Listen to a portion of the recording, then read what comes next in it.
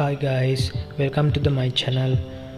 Today I am going to talk about simple present tense. අද කතා කරන්නේ සරල වර්තමාන කාලෙන් තියෙන tenses පිළිබඳව.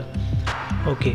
ඉස්සෙල්ලම මේ tenses වල simple present tense වල positive part එක මොකක් හරි දෙයක් කරනවා කියලා කියන්න අපි යොදා ගන්නවා positive part එක. මේ positive part එකෙන් sentence එකක් හදන්නේ කොහොමද කියලා අපි බලමු. ඔයාලට ඉස්සෙල්ලම පේනවා මෙතන කොටු හතරක් තියෙනවා.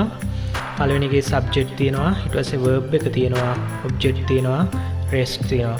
මේ පිළිවෙලට තමයි අපි simple present tense වල වාක්‍යයක් හදන්නේ. මම උදාහරණයකට අරන් තියෙනවා මම බත් කනවා කියන එක. මේ මම බත් කනවා කියන වාක්‍යය අපි ඉංග්‍රීසියට හරවද්දී මේ කොටු හතර තියෙන පිළිවෙලට තමයි හරවන්න ඕනේ. ඉස්සෙල්ලම subject එක කතෘ මම බත් කනවා I නේද කතෘ. ඊට පස්සේ ක්‍රියාපදය කනවා eat I eat. object එක බත් rice I eat rice. අපිට මම බත් කනවා කියන එක ලේසියෙන්ම කියන්න පුළුවන් I eat rice කියලා. මේක මේ subject එකට ගොඩක් දේවල් ගන්න පුළුවන්. අපි දන්න ඕනම noun එකක් I we you you they he she it කියනවා ඕන දෙයක් ගන්න පුළුවන්. ඊට පස්සේ මම ඔයාලට මේකේ තියෙන මේකෙන් හදන්න පුළුවන් උදාහරණ ටිකක් කියන්නම්. මම ඉංග්‍රීසි ඉගෙන ගන්නවා I learn English. මම පන්සල් යනවා I go to the temple. මම උදෑසන අවදි වෙනවා I wake up early. මම මගේ මූණ සෝදනවා I wash my face. මම කුකුල් මස් කනවා I eat chicken. මේ වගේ සාමාන්‍ය ජීවිතයේදී එදිනෙදා වර්තමාන කාලයේ සිද්ධ වෙන දේවල් අපිට මේ simple present tense වලින් කියන්න පුළුවන් කිසිම අවුලක් නැතුව. මම දැන් මේ simple present tense එකේ subject එක වෙනස් කරලා ඔයාලට කියලා පෙන්නන්නම්. subject එක වෙනස් කරලා මම බත් කනවා කියනවා නම් කොහොමද කියන්නේ? I eat rice. අපි බත් කනවා කියලා we eat rice. ඔයා බත් කනවා කියලා you eat rice.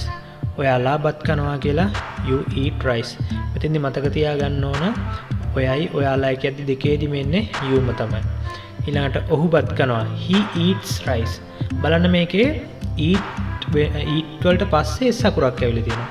හොඳට මතක තියාගන්න මේ simple present tense වල singular අවස්ථාවේදී ඒ කියන්නේ ඒක වචන අවස්ථාවේදී අපි මේ subject එක ඒක වචනයි නම් අපි verb එකට පස්සේ s අකුරක් එකතු කරනවා. ඒ කියන්නේ ක්‍රියාපදයට පස්සේ s අකුරක් එකතු කරනවා. ඒක හොඳින් මතක තියාගන්න. එතකොට අපි ගන්නෙ he eats rice. she eats rice. ඇය බත් කනවා. it eats rice. ඌ බත් කනවා. they eat rice. plural අවස්ථාවේදී අපි දාගන්නේ they eat rice කියලා කියන්න පුළුවන්. ඔයාලට මම එක වැදගත් පොයින්ට් එකක් විතර දාලා දෙනවා. simple present tense වල ඒක වචන සඳහා verb එකට s අකුර යොදයි කියලා. හරි. අපි දැන් මේකේ positive part එකනේ මොකක් හරි දෙයක් කරනවා කියන එක සාකච්ඡා කරේ. දැන් අපි බලමු negative part එක කොහොමද දෙන්නේ කියලා. negative part එකේ කොටු තුනක් තියෙනවා. කොහොමද දෙන්නේ? subject එක ඉස්සෙල්ලාම ලියන්න ඕන. ඊට පස්සේ do does not කියලා තියෙනවා. මේ අපි do කියලා යොදාගන්නේ plural අවස්ථාවේදී, කියන්නේ බහුවචන අවස්ථාවේදී. අයිත් එක්ක අනිත් ඒවා බහුවචන වෙන්න ඕන. I වලට do තමයි යොදාගන්නේ. ඊළඟට does කියන එක he she it එක්ක දෙන්නේ does කියන එක. අපිට ගන්න පුළුවන් subject එකත් එක්ක do not කියලා ගන්න පුළුවන්. නැත්නම් does not. ඊට පස්සේ object එක කියන්නේ මොනවා හරි දෙයක් කරන්නේ නැහැයි කියලා කියන negative part කියන්නේ අපි මේක කරන්නේ නැහැ කියන එකනේ. දැන් මම කිව්වොත් මම බත් කන්නේ නැහැ. දැන් අයිත් එක්ක do වෙන්නේ. ඒක මතක තියාගන්න. subject එක I don't eat rice. ඔහු බත් කන්නේ නැහැ. කොහොමද කියන්නේ? he does not eat rice. අපිට මේක do not කියන එක short කරලා don't කියලා කියන්න පුළුවන්. does not එක short කරලා doesn't කියලා කියන්න පුළුවන්. හරි. අපි දැන් මේකේ example ටිකක් බලමු. subject එක වෙනස් කරලා මම බත් කන්නේ නැහැ. I don't eat rice. අපි බත් කන්නේ නැහැ. we don't eat rice. ඔයා බත් කන්නේ නැහැ. you don't eat rice. ඔයාලා බත් කන්නේ නැහැ. you don't eat rice. ඊට පස්සේ ඇය බත් කන්නේ නැහැ. she doesn't eat rice.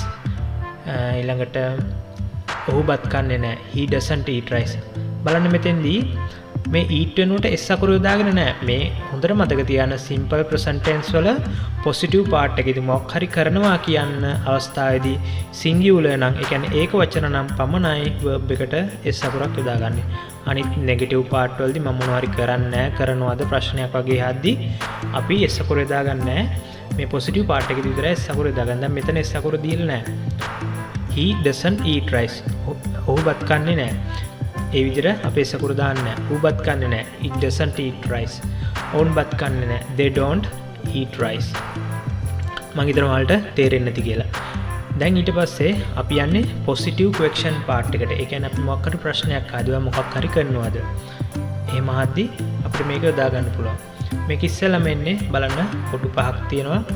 do does ඊට පස්සේ subject එක ඊට පස්සේ verb එක ඊට පස්සේ object එක ඊළඟට rest කියලා දාන්න මේකේ වාක්‍ය දික් වෙනකොට එනිතුරු ටිකට. අපිට දැන් මේක ඇහුවොත් මම බත් කනවද? කොහොමද කියන්නේ?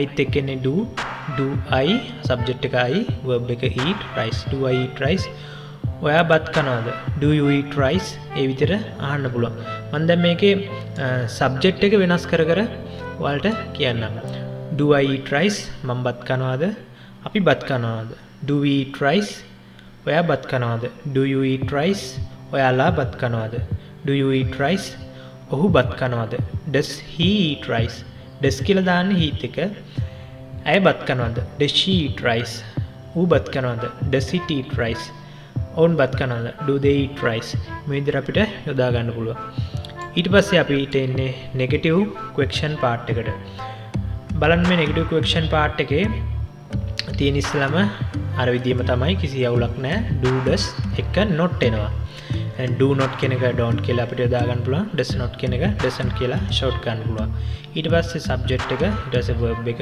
object එක rest එක දැන් මේක අහන්නේ මම බත් කන්නේ නැද්ද නෑ නෝ ඔයා බත් කන්නේ නැද්ද දැන් මෙතන මම බත් කන්නේ නැද්ද කියන එක මේ ප්‍රායෝගිකව අපි කතා කරද්දී යොදෙන්නේ නැහැ නමුත් මේ මම දාලත් මෙතෙන්දි මම කිව්වා කොහොමද කියන්නේ අපි don't I eat rice මම බත් කන්නේ නැද්ද ඔයා බත් කන්නේ නැද්ද අන්න ඒක ප්‍රායෝගිකව යෙදෙන එකක් කොහොමද කියන්නේ don't I වෙනුවට දාන්නේ ඔයා කියන එකට you කියලා don't you eat rice ඔයා බත් කන්නේ නැද්ද අන්න එහෙම අපිට යොදා ගන්න පුළුවන් මම දැන් මේකේ subject එක වෙනස් කර කර ඔයාලට කියන්නම් don't I eat rice මම බත් කන්නේ නැද්ද don't we eat rice අපි බත් කන්නේ නැද්ද don't you eat rice ඔයා බත් කන්නේ නැද්ද don't you eat rice ඔයාලා බත් කන්නේ නැද්ද doesn't he eat rice ඔහු බත් කන්නේ නැද්ද doesn't she eat rice ඇය බත් කන්නේ නැද්ද doesn't it eat rice ඌ බත් කන්නේ නැද්ද don't they eat rice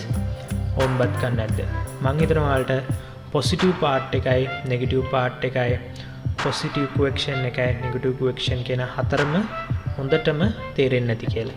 දැන් මම මේ හතරම එකට දාලා මම I eat rice කියන එක කියන්නම්. I eat rice මම බත් කනවා. I don't eat rice මම බත් කන්නේ නැහැ. Do I eat rice මම බත් කනවද? Don't I eat rice මම බත් කන්නේ නැද්ද? අන්න ඒ විදිහට අපි යොදා ගන්න පුළුවන්. මම ඔයාලට example ටිකක් ඉස්සෙල්ලා දුන්නා. මම මේක ආයෙත් දානවා. I learn English මම ඉංග්‍රීසි ඉගෙන ගන්නවා.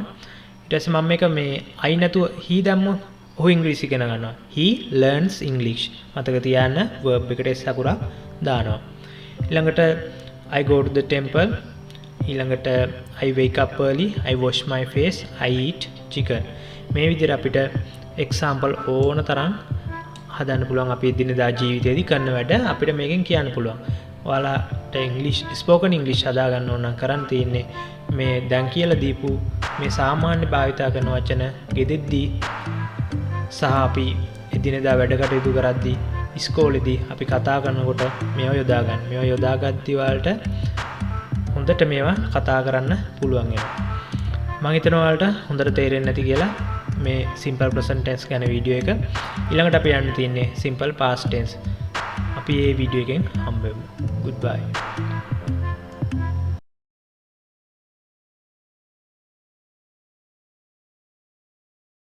Subscribe now.